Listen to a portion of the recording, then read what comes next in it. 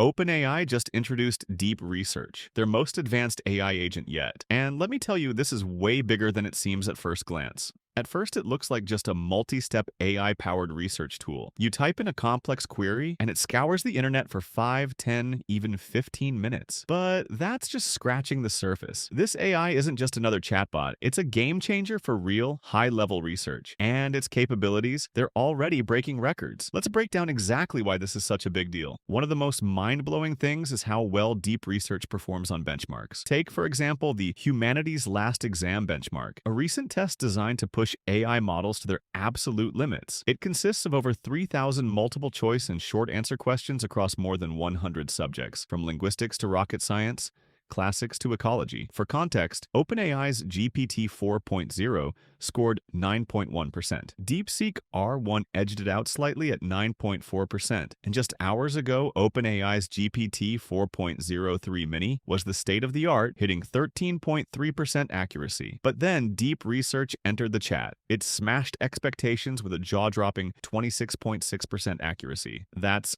double the previous best. Now, of course, Deep Research has browsing capabilities, Python tools, and more so it has additional resources to solve problems. But still, this is a huge leap forward in AI-driven reasoning. Beyond benchmarks, OpenAI is already evaluating how Deep Research performs in real-world, expert-level tasks. Here's where things get really interesting. In a series of tests, experts across different domains estimated how much time Deep Research saved them compared to manual investigation. And the results? Insanely impressive. Chemistry task: explain mixed gas sorption in polymers using equations and only open source data. Time saved, 4 hours. Linguistics task: analyze how Creole languages use ergative absolutive alignment. Time saved, 5 hours. Healthcare task: list all gene therapies approved for hemophilia treatment in the US. Time saved, 2 hours. These aren't intern-level tasks, they require real expertise, and Deep Research is handling them like a pro. Now, this next part really hit home. A senior OpenAI researcher, Felipe, shared a deeply personal story that showcases just how powerful this technology really is. At the end of October, his wife was diagnosed with bilateral breast cancer. Overnight, their lives turned upside down. She underwent a double mastectomy and started chemotherapy. But then, they hit a major roadblock. Should she get radiation treatment after chemo? Even after consulting multiple specialists, they got conflicting opinions. There was no clear answer. They felt stuck. But since Philippe had early access to Deep Research, he decided to give it a shot. He uploaded her surgical pathology report and asked, based on her specific case, would radiation be beneficial? And here's where it gets crazy.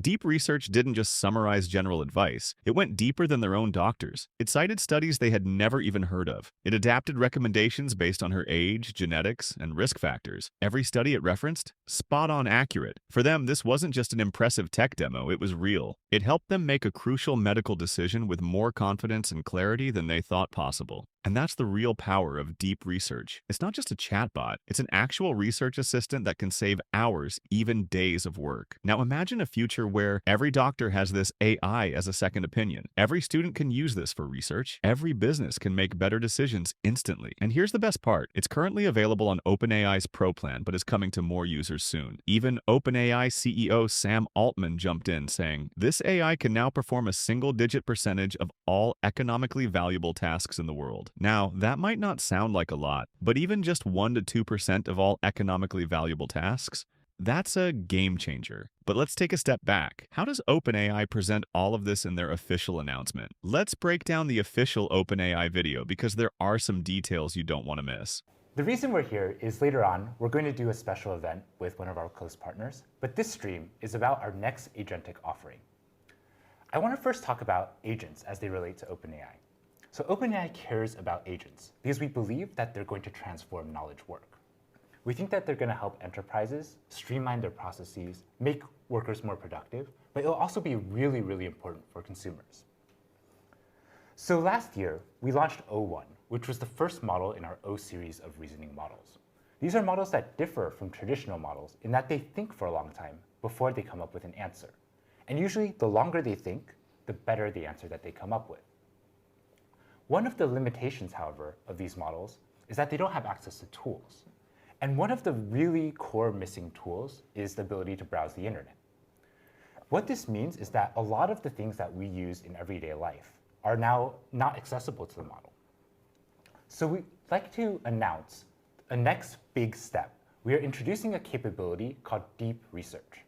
What is deep research? Deep research is a model that does multi-step research on the internet. And what it does is it discovers content, it synthesizes content, and it reasons about this content, adapting its plan as it uncovers more and more information. So one important feature of deep research, why we call it deep research instead of just research, is that we've removed latency constraints from the model. Typically, models return fairly quickly, but deep research models, they can take 5, sometimes even 30 minutes before they come back with an answer. And we think this is a good thing, not a bad thing. We think it's important for our models to start doing autonomous tasks for much longer in an unsupervised way. And this is core to our AGI roadmap as well. I think our ultimate aspiration is a model that can uncover and discover new knowledge for itself. OpenAI is positioning deep research as more than just a search tool. It's an autonomous research assistant.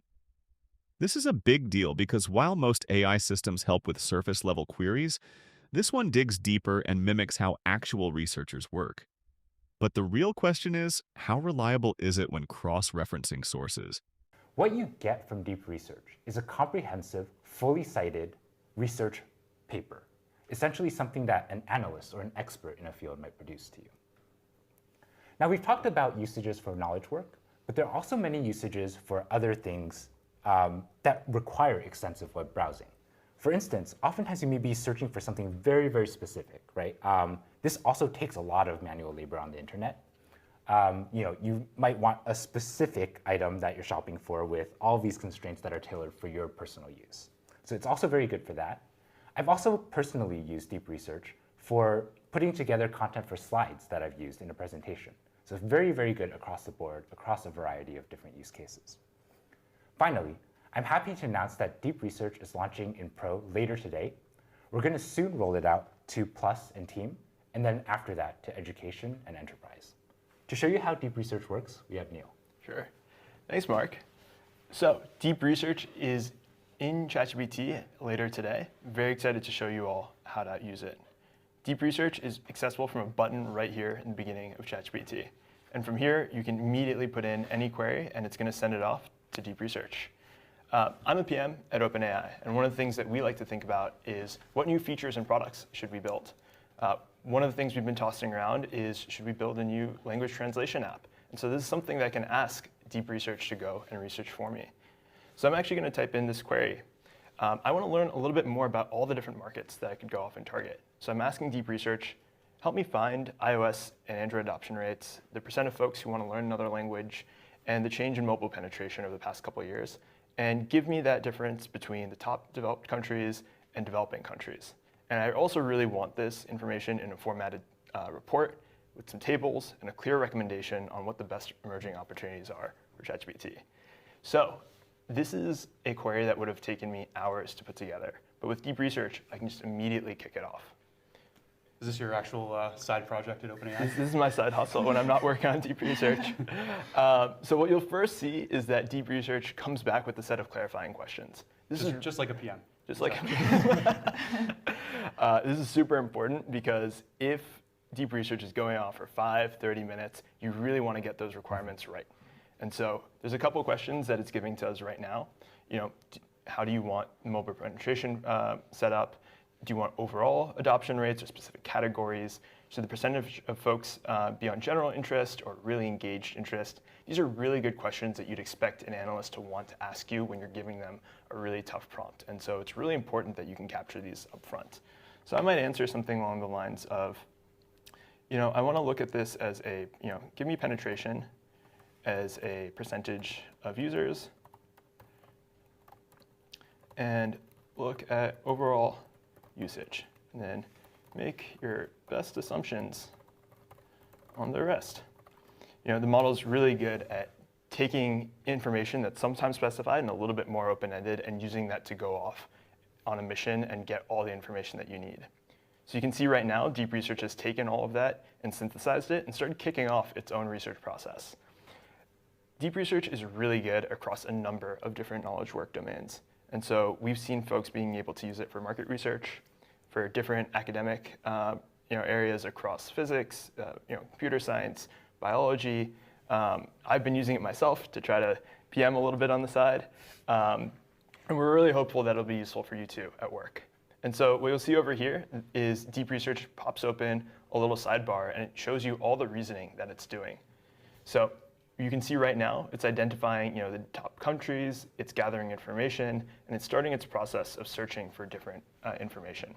So zooming in over here, you've seen that Deep Research is searching for information, opening pages, reasoning about what it's seeing. Under the hood, what's actually happening is that the model is conducting searches, quite literally opening and browsing the pages and looking through all the different components, including images, tables, PDFs, and pulling out all of that information and using that to determine what it does next. And it's really cool here. You can see it's using the information from one search to inform what it searches for in the next step. Yeah, super cool. It's fun to just watch and follow it along sometimes. All right, cool. Well, The way Deep Research tackles multi-step, research-heavy questions reminds me of a junior analyst in a think tank. The ability to synthesize multiple sources is cool, but my concern is, how do we ensure it's not biased towards specific datasets? We've seen cases where AI tools reinforce echo chambers, so that's something to watch for. So Deep Research is powered by a fine-tuned version of our soon-to-be-released O3 reasoning model, and we trained it using end-to-end reinforcement learning on hard browsing and other reasoning tasks. Through that training, the model learned to plan and execute a multi-step trajectory, reacting to real-time information and backtracking when necessary. The final model is able to browse over user-uploaded files. It's also able to use a Python tool for calculations and for creating images and plots, and then it can also actually embed those plots in its final response. It's also able to embed images from websites in its final response, and when it cites its sources, it actually cites specific sentences and passages. The resulting model is able to complete tasks that would take humans many hours and that are quite complex, and it also reaches new highs on a number of both public and private evaluations. On humanity's last exam, a recently released benchmark from the Center for AI Safety and Scale AI, which tests the model's capabilities across a range of expert subjects, the Deep Research model reaches a new high of 26.6% accuracy. That's super impressive. It might be the humanities last final exam too. This test consists of around 3,000 short answer and multiple choice questions across a range of around 100 different subjects. And it's actually really cool if you see the trajectories and thinking process of the model, because it's actually very similar to how a human would solve a problem. So if I was given a really hard problem, I'd probably do some online research to try and help me figure out the answer. And we've seen examples, for example, in physics, where the model has to answer some hard calculation. It will look up an equation in an existing scientific paper and help that, and use that for answering the question. Or in a poetry example, the model had to identify a very niche poetic meter for a new poem. And so we saw it looking up examples of other existing poems and trying to help that, use that to help it reason through how to get to the answer. On another benchmark, Gaia, that measures the model's agentic capability and requires web browsing, multimodal capability, code execution, reasoning over files. The model also reaches a new high on all 3 levels of difficulty. The results here are insane. Deep Research more than doubles the previous SOTA accuracy. But let's take benchmarks with a grain of salt. They test a model's ability under specific conditions, but real-world use can be messy. I'll be testing it myself soon to see if it lives up to these numbers. We also put together some expert-level internal evals, and we have a range of tasks that experts would do in their jobs, and we had the Deep Research model answer them, and then have the experts rate the responses. And the model was able to complete tasks that the experts said would have taken them hours, and a lot of manual investigation.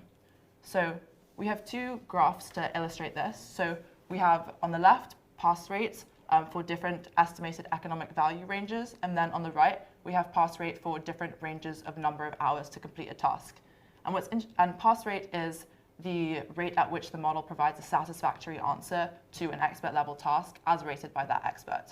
So what's interesting from these graphs is that pass rate is more correlated with estimated economic value than it is with estimated number of hours to complete the task, which shows us that The things that the model finds difficult aren't necessarily the same things that humans find time-consuming.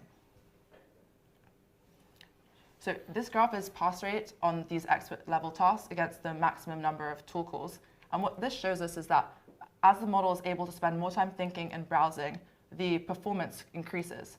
And this is really important because, as Mark described, we're moving towards a world where agents are going to be able to take longer and longer and complete harder and harder tasks. And so if we give them more time to think and more time to use these tools, they should be able to solve harder tasks. And then one final internal evaluation is a hallucination evaluation. And this model actually performs the best on that eval of any model we've released. However, it's still possible that it will hallucinate. So when you're making reports, make sure to check the sources yourself. One of the biggest criticisms of AI has always been hallucinations, generating confident but false information. OpenAI claims deep research significantly reduces this issue, but let's be real, no AI is perfect. The key thing I'll be testing is whether it can consistently verify its sources and admit uncertainty when data is lacking. If it actually does that, we might be looking at a game changer. Yeah, just to recap, deep research is available later today on Pro, and we're soon going to bring it to desktop and mobile. But again, what we're launching today is just scratching the surface of what you can imagine us doing with deep research. Today, we have a deep research agent that browses the web. But you can imagine that same deep research agent connecting to custom contexts, right? Or really just kind of enterprise storages of data. Again, deep research is important to our AGI roadmap. We believe in agents that think longer and longer, more autonomously to solve very difficult tasks. And we believe that this, the ability to work on a task for 30 minutes really does motivate a lot more compute investment. So we're excited to see what you guys do, and please share with us. Thank you so much.